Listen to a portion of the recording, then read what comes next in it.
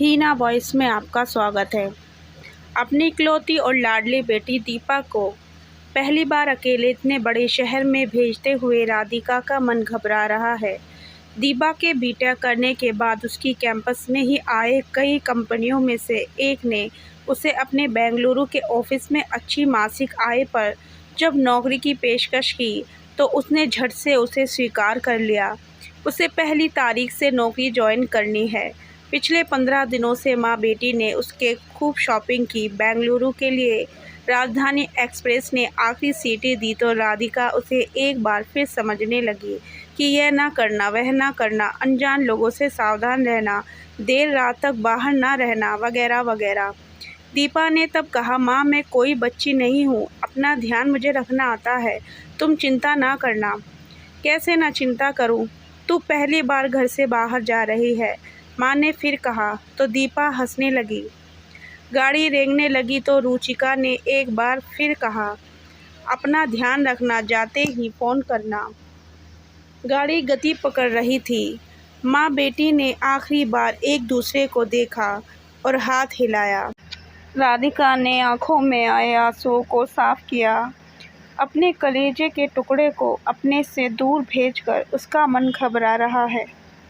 दीपा के पिता की सड़क हादसे में अचानक मौत के बाद उसने अकेले ही दीपा को पाला है और उसे माँ बाप का प्यार दिया है। अभी तो दीपा उसकी सहेली के पास रुकेगी, फिर जैसे ही उसे कोई पीजी या फ्लैट मिलेगा वह वहाँ चली जाएगी। माँ बेटी का दिन में हर रोज़ 2-3 बार एक दूसरे को फ़ोन हो जाता है। फिर एक दिन दीपा ने बताया कि वह एक पीजी में शिफ्ट हो गई है जहां उसकी तरह 5 अन्य लड़कियां रहती हैं। 3 कमरे हैं, हर कमरे में हम 2 लड़कियां हैं। ऑफिस के नज़दीक है तो आने जाने में सुविधा होगी। उसने अपनी माँ से वीडियो कॉल द्वारा पीजी में रहने वाली अन्य लड़कियों से मिलवाया और फ्लैट दिखाया। दीपा का अब निश्चिंत हो गई कि दीपा अब वह सेटल हो गई है। ऐसे ही 2 साल बीत गए। दीपा बराबर माँ से मिलने दिल्ली आती और उधर माँ भी दीपा से मिलने बेंगलुरु आती रहती। इस बार जब दीपा माँ को मिलने दिल्ली आई तो माँ ने उससे कहा, बेटी अब तू सयानी हो गई है, अब तू शादी कर ले। तेरे लिए एक अच्छा लड़के का रिश्ता आया है, जान पहचान में है, उनका अपना बहुत बड़ा बिजनेस है करोल बाग में। तू राज करेगी वहाँ और फिर मेरे पास भी रहेगी। पर माँ मेरा करियर, अभी तो मुझे और आगे बढ़ना है, और फिर अभी मेरी उम्र ही क्या है, 27 साल, यह भी कोई उम्र होती है शादी की।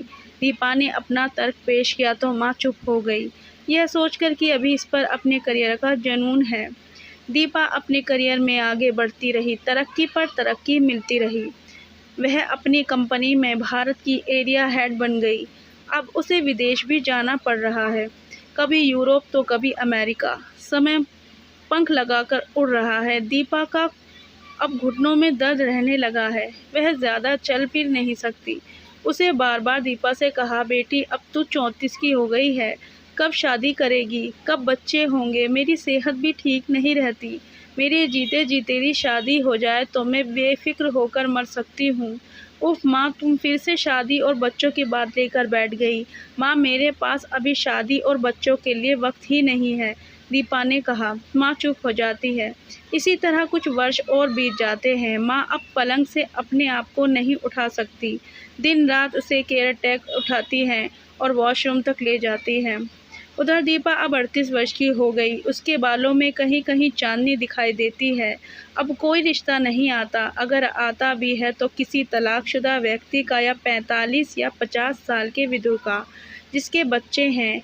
एक दिन उसे पता चला कि माँ चल बसी है। उसकी माँ की आखिरी ख्वाहिश वह पूरी ना कर सकी।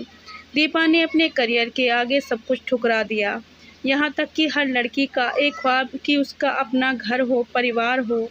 अब एक युवक के साथ लाइव इन में रह रही है जो उसके पैसों पर पल रहा है।